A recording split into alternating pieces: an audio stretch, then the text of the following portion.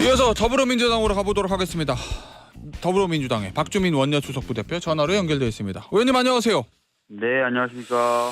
자, 의원님 이것부터 좀 질문을 드리죠. 네. 운영위 소집을 요구하셨잖아요. 부산 엑스포 네, 유치 실패 책임을 관련해서 따져봐야 된다. 네. 대통령실에 대해서 뭐 이 얘기를 하셨는데 방금 전에 이양수 원내수석 부대표 같은 경우에는 아니 이거 뭐 외통이나 뭐 이런 관련 상임위에서 하면 되지 굳이 왜 운영위를 여느냐 이거 정쟁하려고 하는 거 아니냐 이렇게 대답했습니다. 어떤 입장이십니까? 잘 아시는 것처럼 최근까지도 그 엑스포 유치 성공 가능성이 매우 높다라는 전망을 대통령실에서 계속 내놨었죠. 예. 도대체 그러면 그런 판단은 어떤 정보를 기반으로 한 것인가, 그리고 어떤 과정을 거쳐서 한 것인가, 이 부분을 국민분들이 굉장히 의아해하세요. 예. 왜냐하면 실제 결과는 너무 달랐지 않습니까? 예. 그래서 약간 대통령실 쪽의 시스템이 붕괴된 것 아닌가 이런 걱정도 듭니다. 그래서 이런 부분들을 좀 점검을 할 필요가 있다라고 생각해요. 워낙 중요한 판단들이 대통령실에서 많이 이루어지는데 예. 그런 차원이고요. 특히 대통령실도 엑스포 유치 관련돼서 뭐 미래기획비서관이나 이런 사람들이 다 역할을 한 게 있거든요. 그래서 예. 그런 부분도 좀 점검될 필요가 있고요. 그래서 이게 단순한 뭐 정쟁을 하려고 한다 이런 거 아니고요. 예.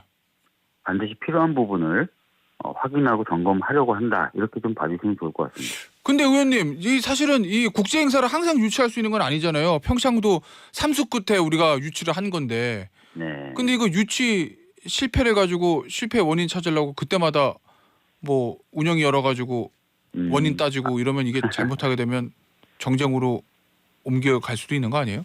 아까 말씀드렸던 것처럼 실패할 수 있어요. 예. 뭐 그걸 어떻게 부정하겠습니까? 예.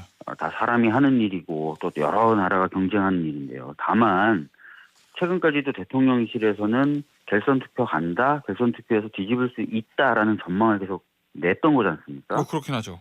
예.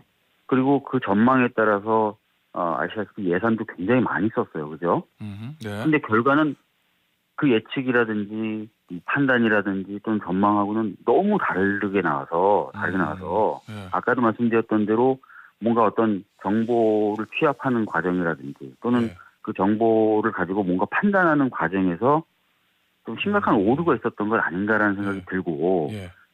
이거는 다른 정책 결정에서도 이런 현상이 반복될 수 있지 않겠습니까? 그러면 굉장히 좀 큰일이 날 수도 있고요. 그래서 한번 점검을 한번 해보자라는 말씀 드리는 거예요. 실제로 이거는 뭐 저희만 주장하는 게 아니라 여당에서도 이런 목소리가 나왔고요. 다 아시는 것처럼. 그리고 대통령실도 뭔가 문제가 있다고 생각해서 전면 개편 수준으로 대통령실을 개편했지 않습니까? 그러니까 뭔가 점검과 확인, 그다음에 그것을 통한 개편 이런 것들이 좀 이루어져야 되는 건 사실인 것 같아요. 그래서 알겠습니다.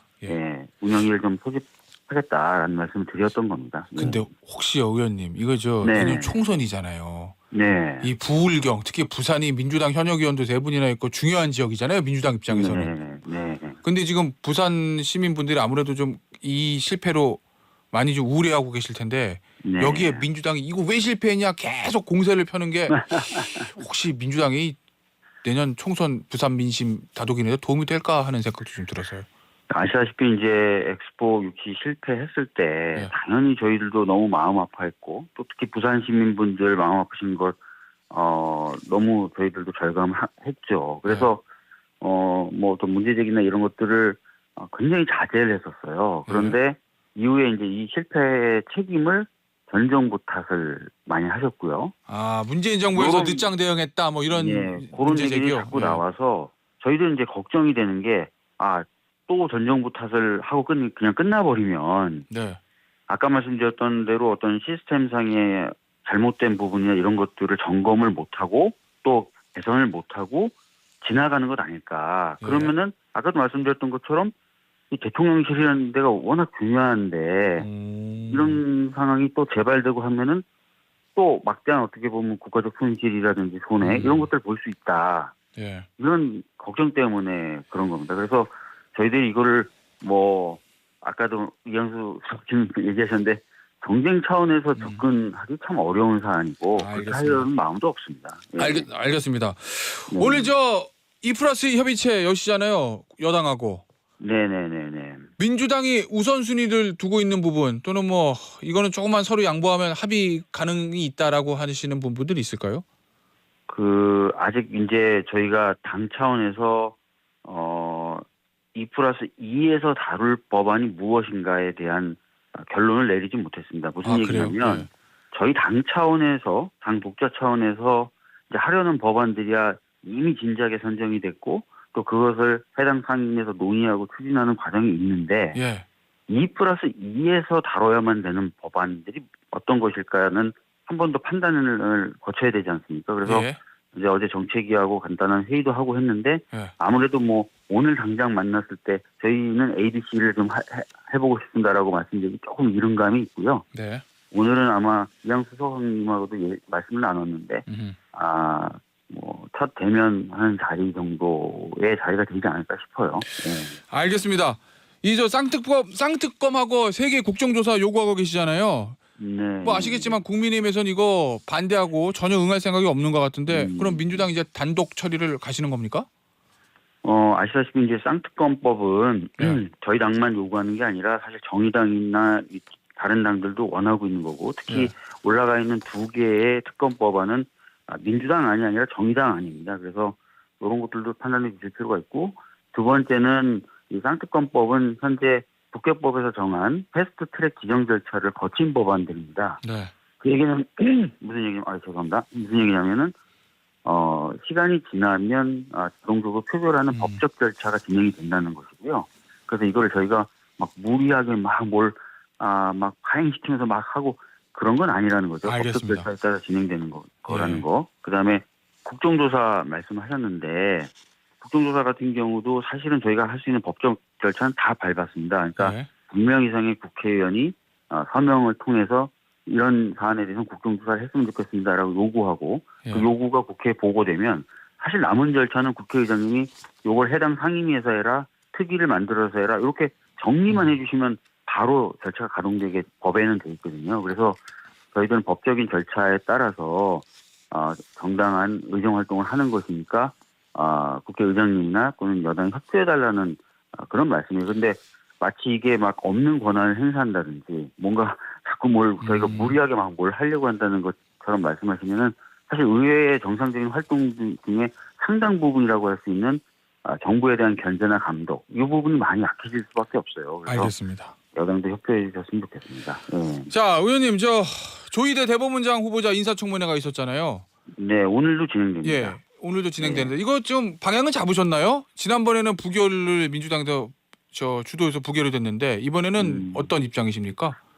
저희는 항상 그 인사청문회가 진행되고 나면 인청위원들의 내부 회의를 거치도록 하고 뭐 그렇겠죠.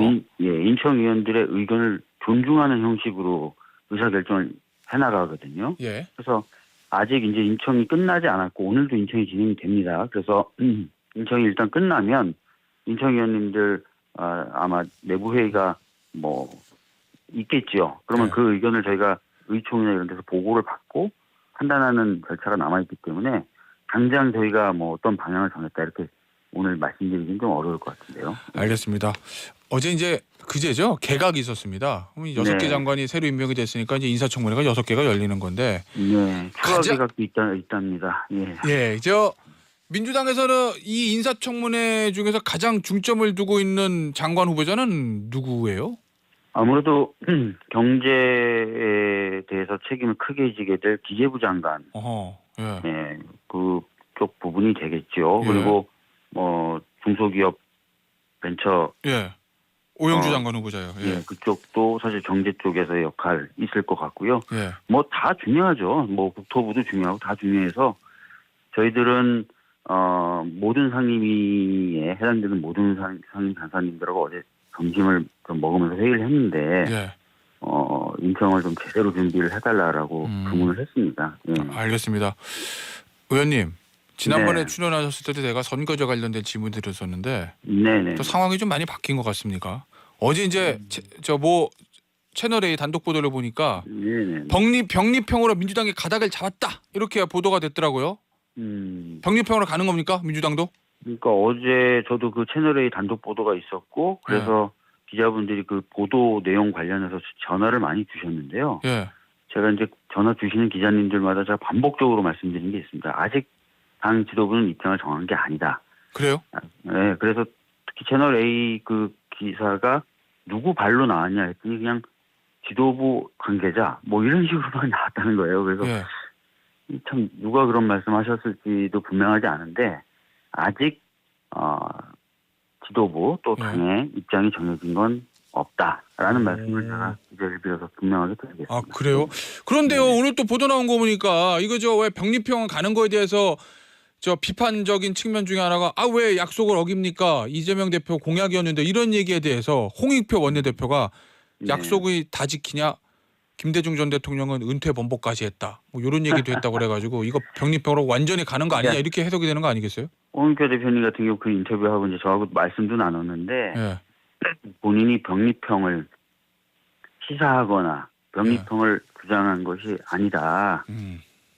이거는 아직 고민의 단계에 있고 결정의 단계가 있다. 네. 이렇게 지금 그 말씀 취지는 그거였는데 좀 오해를 하신 것 같다라고 저한테 얘기를 하시더라고요. 그래서 아직 정해진 거 없습니다. 가능성은 어느 쪽이 높습니까, 의원님 보시기에? 지난번 의총을 거쳐보니까요. 네. 정말 팽팽하더라고요. 아 그래요? 네. 그래서 나와서 이제 말씀하시는 의원님들 기준으로밖에 판단 안 되지만 예.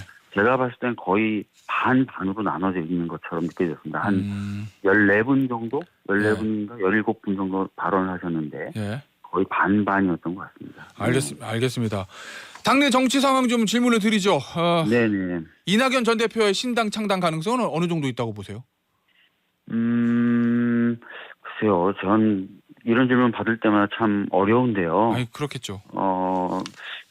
이낙연 대표님 같은 경우 정말 누구보다도 민주당을 사랑해 오셨고 민주당에 오랫동안 몸을 담아 오셨던 당인 아니시겠습니까? 그래서 저는 신당 창당의 가능성이 매우 낮다. 매우 낮다? 네, 그렇게 말씀드리고 싶습니다. 네. 그런데 보니까 뭐 최근에 뭐 정세균 전 총리하고 김부겸 전 총리까지 만났다.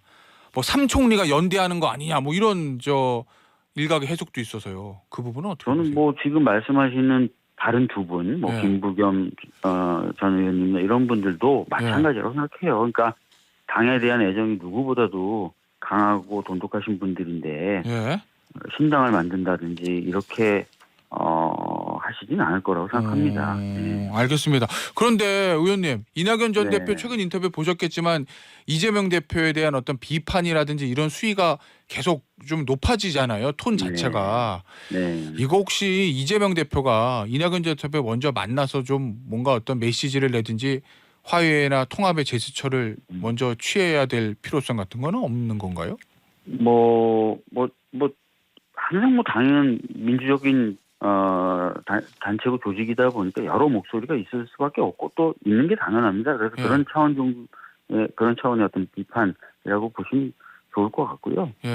어차피 뭐 당대표 이재명 당대표님의 본연의 목적, 활동, 뭐 방향 이런 것도 다 통합 아니겠습니까? 그래서 뭐 필요하다면은 뭐 안 만나실 필요는 없겠죠. 다 두루두루 만나시고 하는 게 당대표 기본적인 역할이니까요.